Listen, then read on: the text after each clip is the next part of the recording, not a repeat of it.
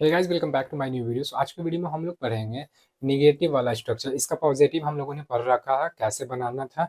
देखिए, ये स्ट्रक्चर और इस स्ट्रक्चर से हम लोग किस तरह के सेंटेंस बनाएंगे, आपको ओवरव्यू देते हैं। बाकी तो हम लोग को देखना समझना है ही। देखिए, जब भी आपको कोई काम मजबूरन करना पड़ रहा होता है ना, प्रेजेंट कॉन्टिन्यूअस में, मतलब कि वो काम हो रहा होगा मजबूरन आपके द्वारा, ऑफ कोर्स एक सब्जेक्ट के द्वारा, तो वहां पे हम लोग इसको यूज करते हैं, इस स्ट्रक्चर को यूज करते हैं। चलिए देखते हैं।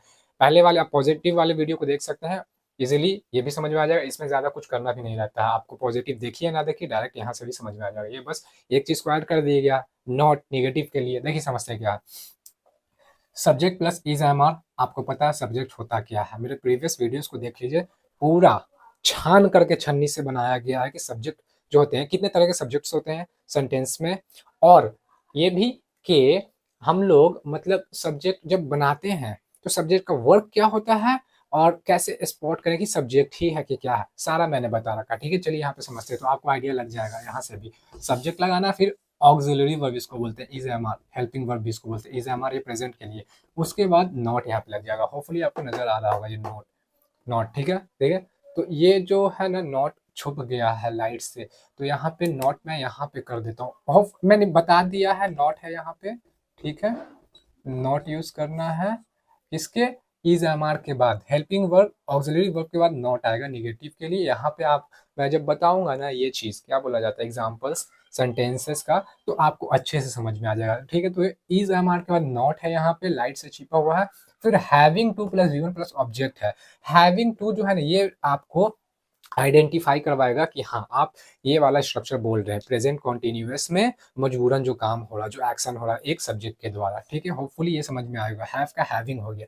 फिर टू, ये एक क्या है ना, ये एक फ्रेश टाइप का, ये बन के ही है कि इसी के लिए यूज किया जाता है इस तरह के सेंटेंसेस को। ठीक है, उसके बाद वी वन लगाना। वी वन बेसिकली क्या होता है, बेस फॉर्म जो भी हो तो वो वी वन होता है। फिर ऑब्जेक्ट लगाना। देखिए इंडिकेशन हम लोग देखते हैं कि किस सिचुएशन में कौन से सेंस भी यूज करें। ऑलरेडी मैंने तो बता रखा है, फिर भी आप देख लीजिए। इंडिकेशन रहेगा ऑब्लिगेशन और नेसेसिटी। देखिए ऑब्लिगेशन और नेसेसिटी बेसिकली होता है क्या ना, ऑब्लिगेशन दायित्व, नेसेसिटी अनिवार्यता। मतलब कि कोई काम आपको असाइन किया कोई, कि भाई ये काम आपको करना है, मुझे कुछ लेना देना नहीं, आपका मूड है या ना, आपको करना पड़ेगा। और आप बिना मूड के आप कर रहे हो, फ्रस्ट्रेटेड हो, लेकिन वो आपको काम करना पड़ रहा है, तो वहां पे यूज करते हैं ये।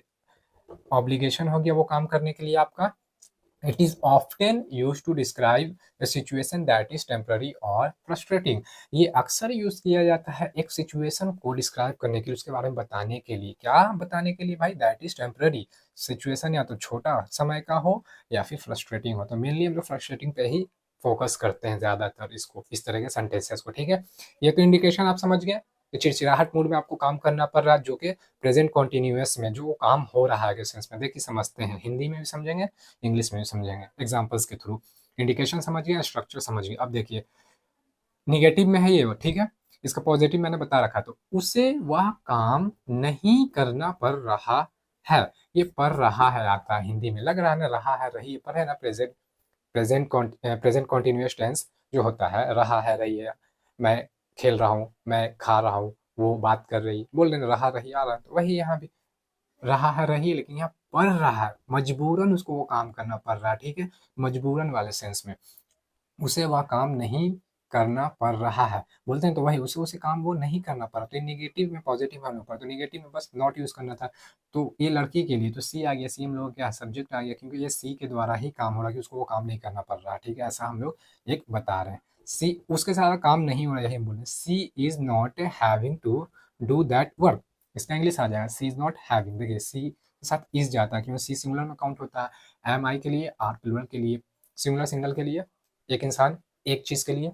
प्लूरल किसके लिए होता है, प्लूरल होता है एक से ज्यादा चीज के लिए या ज्यादा इंसान के लिए। ठीक है, तो इज लगा, सी सिंगल में था, सी वह के लिए होता है, लड़की के लिए है, लड़का के लिए होता है। तो she is not having to do that work.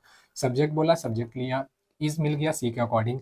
फिर क्या है, नॉट लगा दिया, निगेटिव में था यहाँ पे। देखिए हैविंग टू लगाना है, हैविंग टू क्योंकि ना पढ़ रहा है के सेंस के लिए। फिर क्या था, टू लगने के बाद बेस फॉर्म उठाना था। बेस फॉर्म डू का था, का क्या करना का डू होता है, तो डू क्या वह काम, तो दैट वर्क। ठीक है, she is not having to do that work हो गया। एक और देखते हैं, हम लोग को चलना नहीं पड़ रहा है। ठीक है, चलना नहीं पड़ रहा, तो हम लोग का वी होता है, जो सब्जेक्ट हम लोग का वी के साथ आ जाता है। एक से ज़्यादा लोग के लिए वी यूज़ करते हैं। नॉट क्योंकि नेगेटिव वाला है, नेगेटिव है। हैविंग टू पढ़ रहा है के लिए हैविंग टू, और वॉक का हो जाता है चलना। होपफुली देखिए आपको समझ में आ गया अच्छे से। तो यही था इस तरह का। होपफुली आपको समझ में आ गया होगा। आप चाहें तो स्क्रीनशॉट भी ले सकते हैं।